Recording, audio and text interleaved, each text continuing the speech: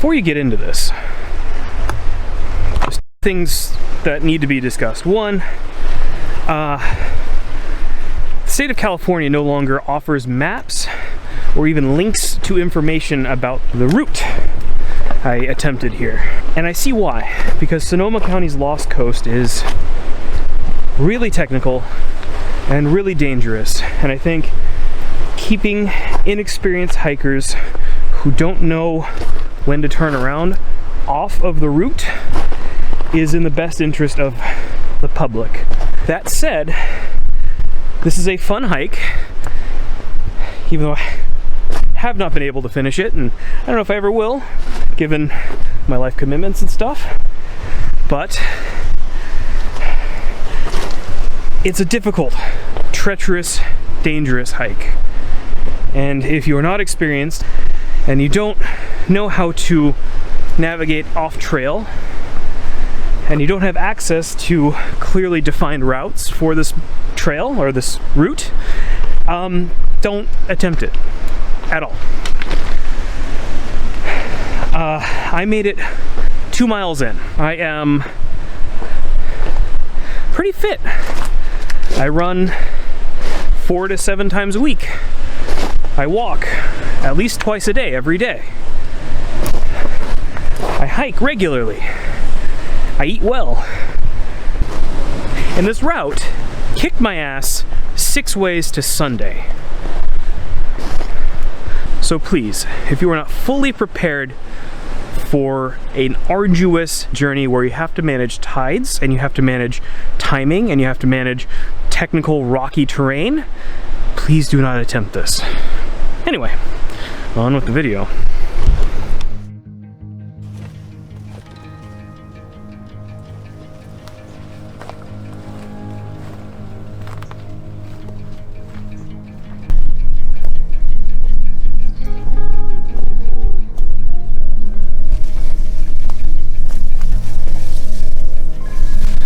Well,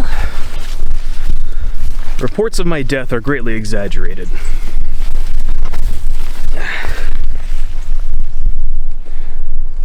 That stays in.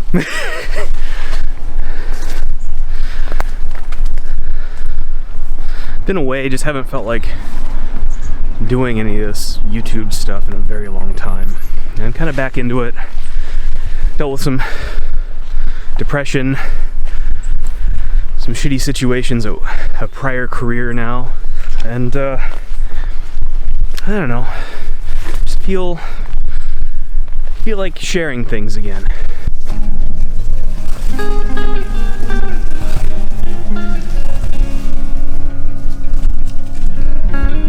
This is known as the Lost Coast of Sonoma County.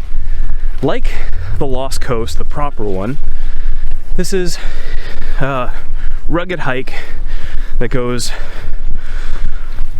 all over some tough hills, tide crossings, a whole 9 yards.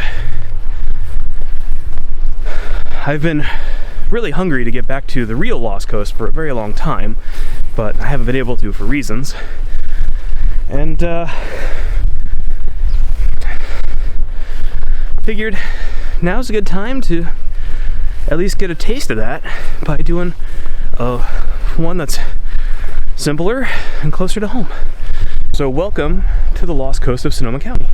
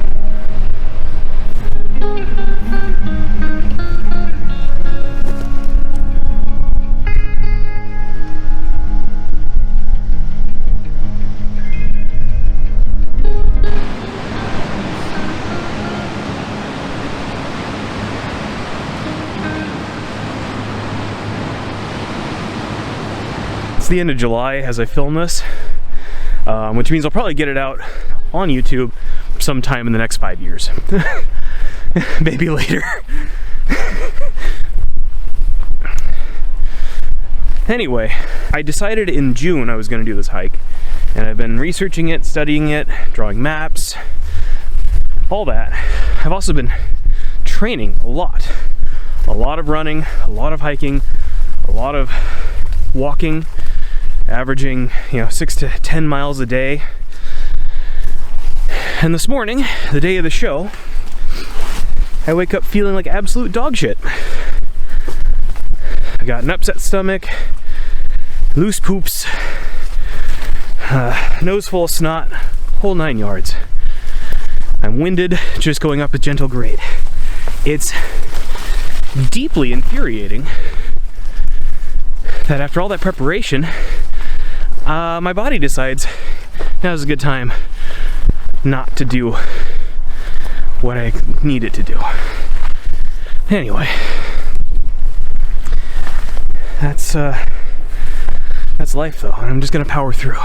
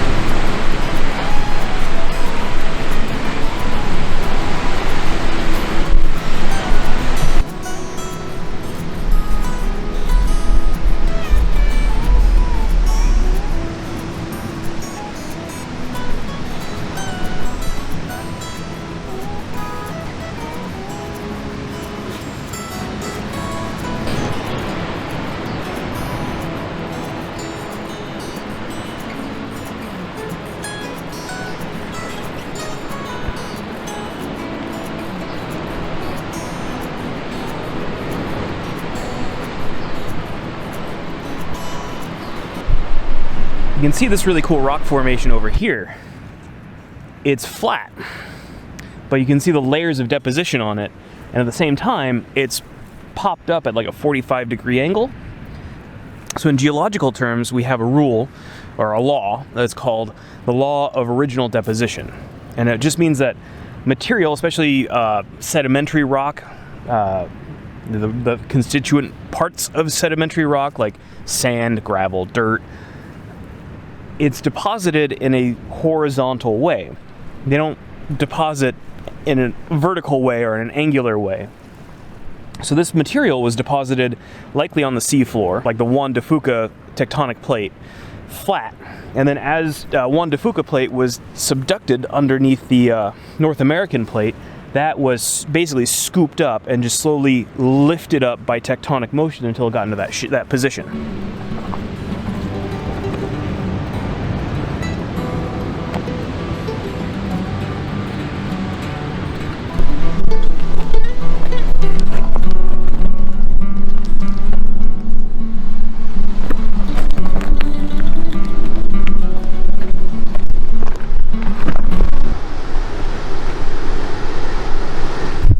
See how clay rich the soil is right here.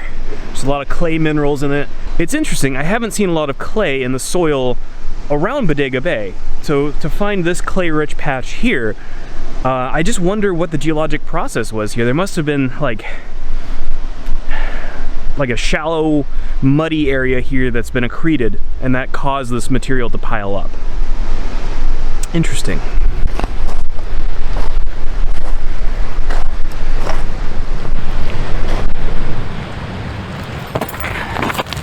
Some kind of a pontoon dock or bridge or something. It's thick gauge steel. It's really beat up, so it must have taken a good hit on its way over here.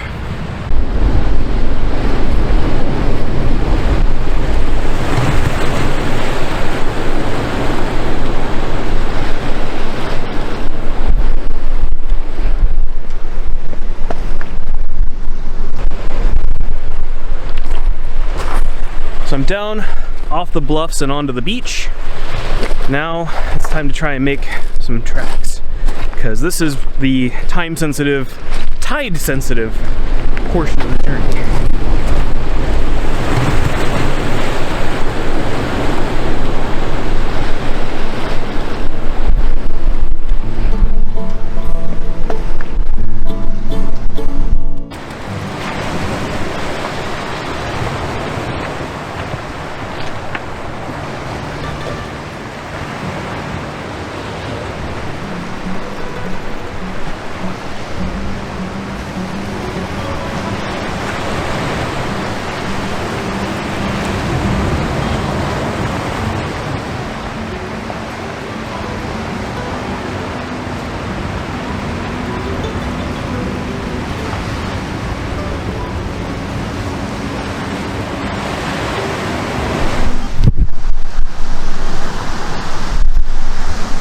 The remains of a sea urchin. Pretty well busted open, so maybe like a sea star got into it. And speaking of sea stars, sorry Patrick. At this point you can probably see why everything's so tide dependent here. I mean, we're heading toward the lowest point of the tide for the entire day, and it's just right over there. I had to climb up that big rock over there to get over a narrow point. So I've got to really pay attention to my tide tables, and if I don't make it to Fort Ross by 1, I really have to turn around, even before 1. I mean, 1 o'clock is my punch it, we got to get out of here, this is going to be dangerous kind of a warning. So very much like the Lost Coast.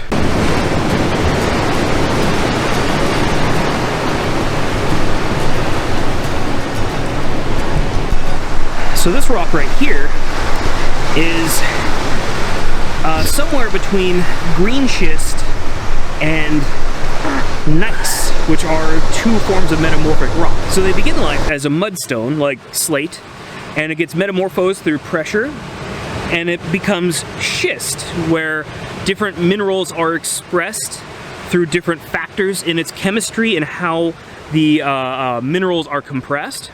And then through more compression, the silicate minerals are then pushed out and they kind of stratify into bands called foliation.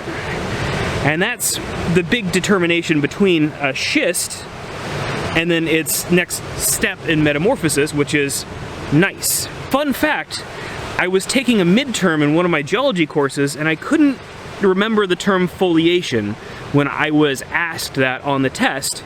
And so I wrote rock tiramisu ? I did not get it right, but I at least got a little ha-ha on the side of the paper. So, you know, enjoy your rock tiramisu.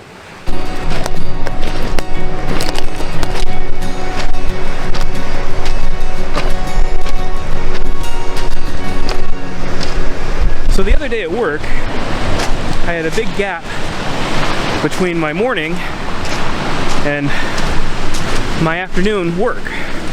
I don't want to give too much away, but I travel around and I perform scheduled tasks at various homes and locations. And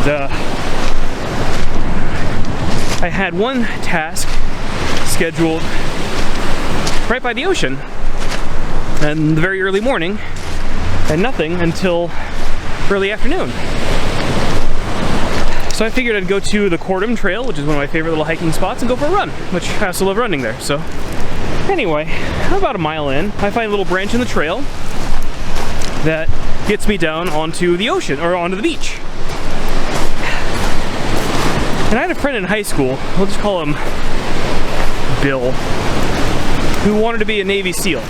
And he always talked about how a couple times a month he'd go to the beach and run on the beach for training. And I always wanted to try that, but I was always too chicken shit to try it. And so I'm like, you know what? I'll take this trail down onto the beach and I'll run on the beach for a little bit. So I doodle-doo down onto the beach, and I make it about 200 feet on the sand and realize running on the beach sucks. It's really difficult. It's hard on your hips, it's hard on your knees, it's hard on your ankles, it's hard on your lungs. Just a ton of resistance. It's like every step forward has like a half step back baked into it. And I was like, I made a terrible mistake. But I stuck with it and I told myself, get to a half-mile mark, then turn around and you're done. And so I just kind of kept that thought in my head, and I'm jamming out, listening to my music, enjoying myself. And I hit my half-mile mark, which took me basically back to where I parked my car. But my car was on top of a cliff and I was at the beach. And then I turn around and I run the half-mile back to where the trail dumped me out on the sand. And by the time I get there, I am absolutely just beaten up. I mean, it's only 2 miles in. Normally, I mean, my go-to distance is like 3 miles. So to be that wiped out at 2 miles was nuts. And of course, that's when I realized I have to run up a cliff in order to get back to the trail I just jumped off of. That was terrible.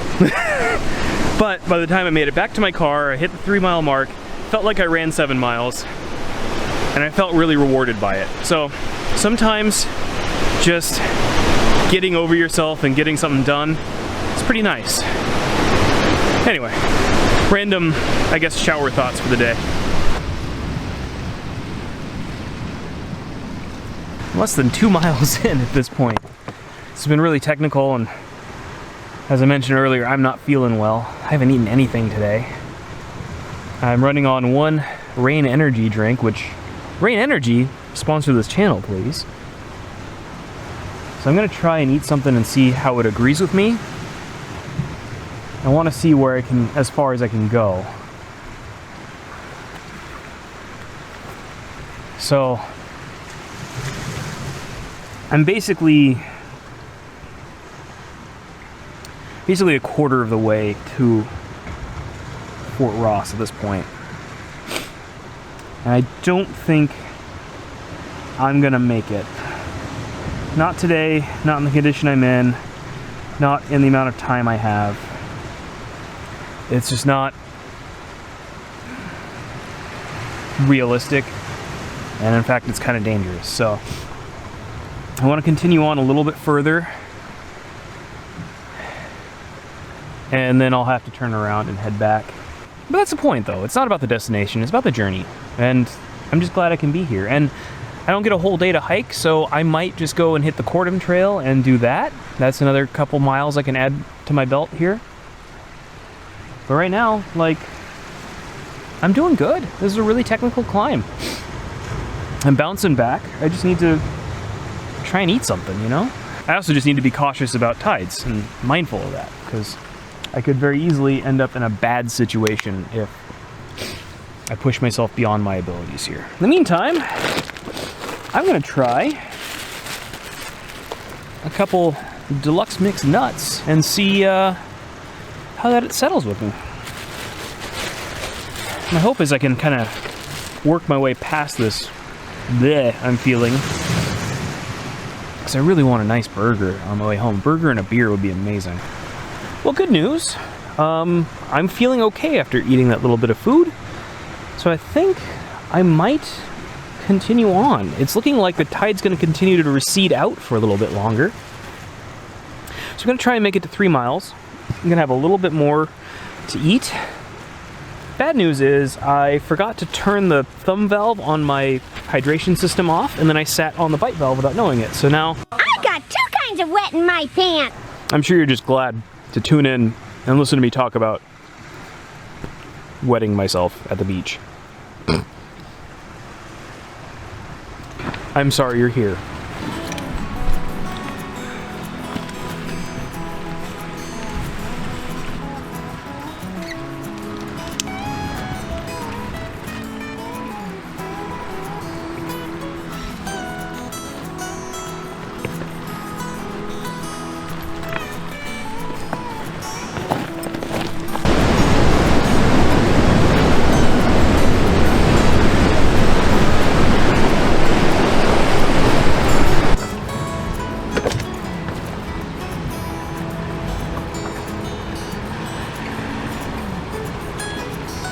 you can see why it felt like I'd hiked about 5 miles by the time I made it to less than 2 miles. As it's so technical here. And on top of it, every time I film myself doing something, I gotta go back, grab the camera, redo the whole thing. So it's like 2 steps forward and 1 step back. But I think I might be hitting an area I can't pass here. Let's go take a look.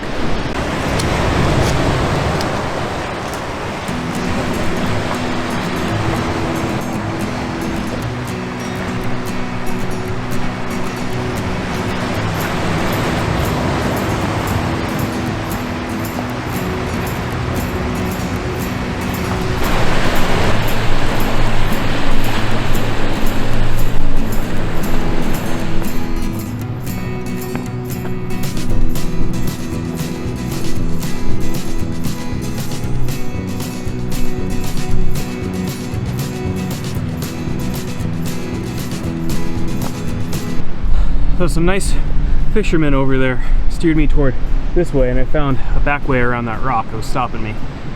But it's really technical. I'm gonna need both hands, so the camera's going in the backpack for a little bit.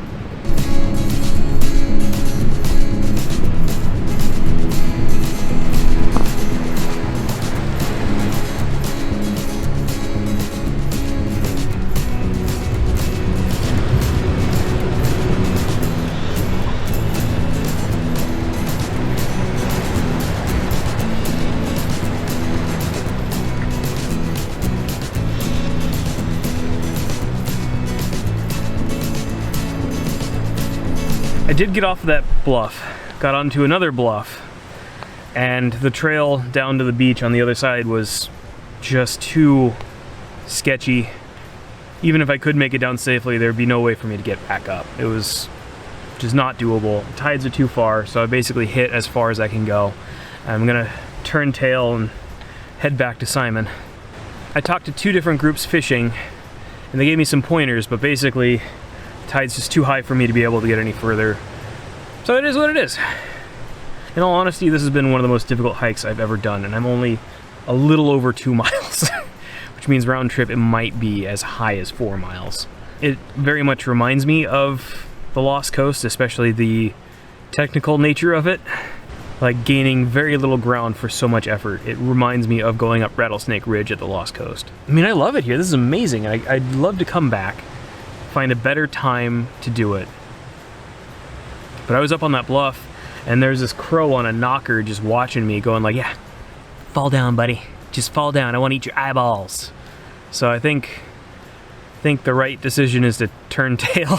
I think what I'll do is head to Goat Rock, do a quick lap of the Cordum Trail just to up my mileage, make sure I get some good mileage in for today, and earn my burger, and then head home and do dad stuff.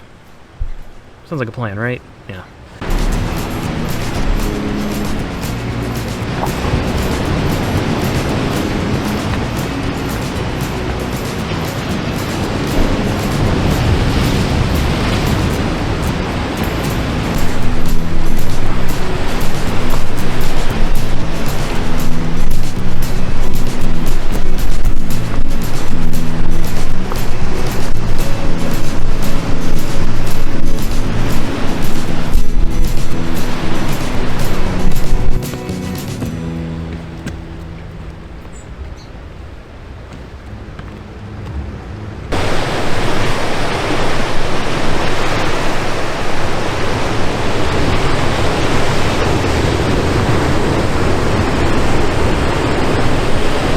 Just to give you a sense of scale of these bluffs here.